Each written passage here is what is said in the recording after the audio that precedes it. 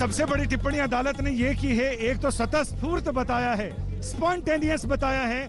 इसके साथ ही जज एसके यादव ने अपने फैसले में ये भी कहा है कि इन आरोपियों के खिलाफ अभियोजन पक्ष मजबूत साक्ष्य नहीं दे पाया है और नेताओं की, जिन्होंने बचाव पक्ष ने बताया था अदालत उससे सहमत है, उस समय की वीडियो देखकर सहमत है, उस समय के जो साक्ष्य दिए गए उनकी तरफ से उससे सहमत है कि इन नेताओं ने, इन आरोपियों ने भीड़ को रोकने की कोशिश की थी, पब्लिक अनाउंसमेंट किया था कि लोग संयम बनाए रखें, लेकिन चूंकि घटना स्पॉन्टेनियस थी, स्वतःस्फूर्त थी, लिहाजा लोगों की भीड़ उन्माद में, लोगों की भीड़ उत्तेजना में अपने आप को रोक नहीं पाई। हालांकि जो आरोप इनके खिलाफ लगाए गए हैं उन आरोपों का साक्ष्य अभियोजन पक्ष सिद्ध नहीं कर पाया है, उनसे अदालत सहमत नहीं है जो चीजें दी गई हैं, लिहाजा ये अदालत इन सभी अभियुक्तों को बरी करती है।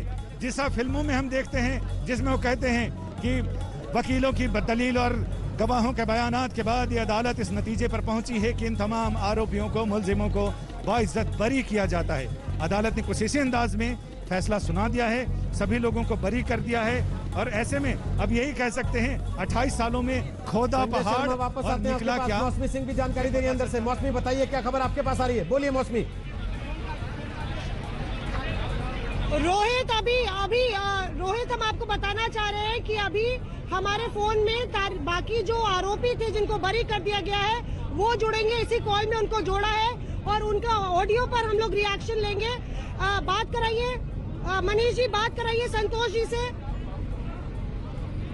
मनीष जी, संतोष दुबे या पवन पांडे जी से बात कराइए आप फोन पे। रोहित, वो हमारे साथ पवन पांडे, संतोष दुबे जी जुड़ेंगे, जो ऑडियो आप लोग सुन पाएंगे ऑन एयर।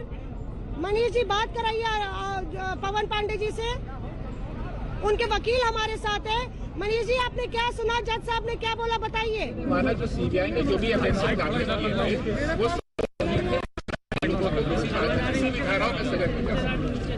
ये कोर्ट का निर्णय आया है और सभी लोगों को बाइज्जत बरी किया कोर्ट। जी सर, मनीष कुमार त्रिपाठी जी जी सभी को बरी कर दिया। एक बार पुनः बोल दीजिए।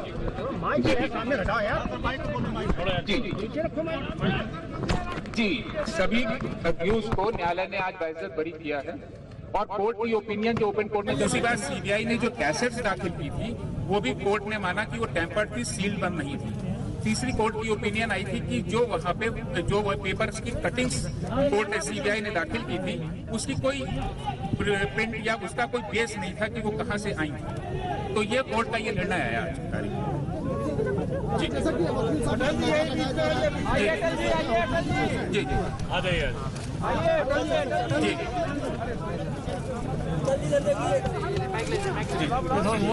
थोड़ा पीछे की बेटा कैमरा बाबा, थोड़ा पीछे स्पीकर पे बोल रहे आज अयोध्या प्रकरण, विशेष न्यायाधीश अयोध्या प्रकरण ने सभी 32 अभियुक्त गणों को बाइज्जत बरी किया है और ये माना है कि जो आरोप सीबीआई ने लगाए थे वो आरोप सभी गलत हैं और एविडेंस उनके खिलाफ अपर्याप्त माना है।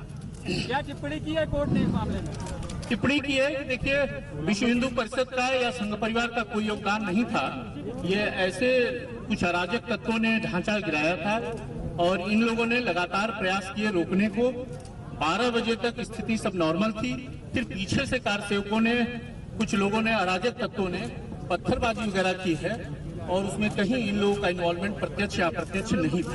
ये फोटो के आधार पे बताया गया कि फोटो के होने की वजह से किसी को अक्यूज नहीं बनाया जा सकता है। हाँ, फोटोग्राफ्स के बारे में कहा है कि उस समय निगेटिव भी उपलब्ध थी, लेकिन जो इन्वेस्टिगेटिंग अफसर्स थे वो निगेटिव प्रोड्यूस नहीं कर पाए वस्तु प्रदर्शन के रूप में और उसको सिद्ध नहीं कर पाए हैं। और जो वीडियो रिकॉर्डिंग्स थी वो सब फैब्रिकेटेड और वो उसमें कहीं न कहीं टेम्परिंग की गई थी, तो वो भी साक्ष्य के रूप में नहीं लिया जा सकता था।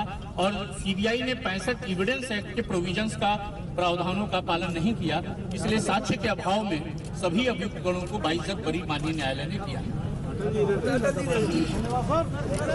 धन्यवाद। सवाल, कोई सवाल है तो पूछो भैया। सवाल है कोई सवाल हो आप पूछ लीजिए। बाकी लोग पीछे हटिए, बाकी और लोग जिनको लोगों को हो गया उन्हें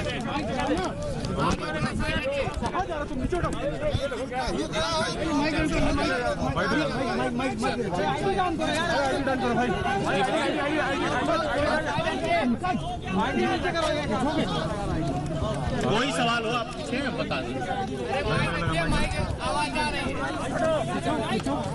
माइक तो नीचे करो। इंडिया दीदी जी बताएं। हाँ बताइए, आ जाइए, आगे आ जाइए। अटल जी इधर देखिएगा। न्यायालय ने ये अटल जी इधर देख के बोलिए। न्यायालय ने ये माना है कि साक्ष्य नहीं इनके खिलाफ मिले हैं किसी अभियुक्त गण के। माननीय अडवाणी जी, माननीय जोशी जी, उमा भारती जी और सारे 32 अभियुक्त गणों को बाइज्जत बरी किया है माननीय न्यायालय ने। और ये पाया है कि 65 एविडेंस एक्ट के प्रोविजंस का फॉलो नहीं किया गया। वीडियो कैसेट जो एविडेंस के रूप में डाले गए वो सब टेम्पर्ड थे और कोई प्रत्यक्ष या अप्रत्यक्ष इन्वॉल्वमेंट या कॉन्स्पिरेसी इन लोगों के खिलाफ प्रूफ नहीं होती है। जो ढांचा गिरा वो कुछ अराजक तत्वों के द्वारा, शरारती तत्वों के द्वारा गिरा, क्योंकि ढांचा के नीचे मंदिर था और उसका भी ध्यान नहीं रखा गया। इसलिए ढांचा गिराने में या ढांचा गिराने के षड्यंत्र में किसी तरह से इनका इन्वॉल्वमेंट नहीं था।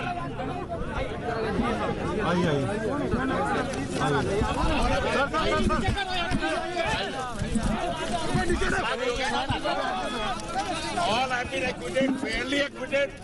जो बहस हम लोगों की तरफ से तर्क दिए गए थे, न्यायालय ने सभी तर्कों को सही पाया। जो तर्क हम लोगों की तरफ से, बचाव पक्ष की तरफ से रखे गए थे, सभी तर्कों को साक्ष्य के परिप्रेक्ष्य में, साक्ष्य का अवलोकन और परिशीलन करने के बाद, सम्यक विश्लेषण करने के उपरांत न्यायालय ने पाया, माननीय न्यायालय ने ये उद्घोषित किया कि सभी तर्क सही पाए गए हैं और सभी आरोपित व्यक्तियों को दोष मुक्त किया जाता है। कोई भी साक्ष्य आरोप को सिद्ध करने के लिए पर्याप्त नहीं पाया गया। सभी आरोपी बरी कर दिए गए, छोड़ दिए गए।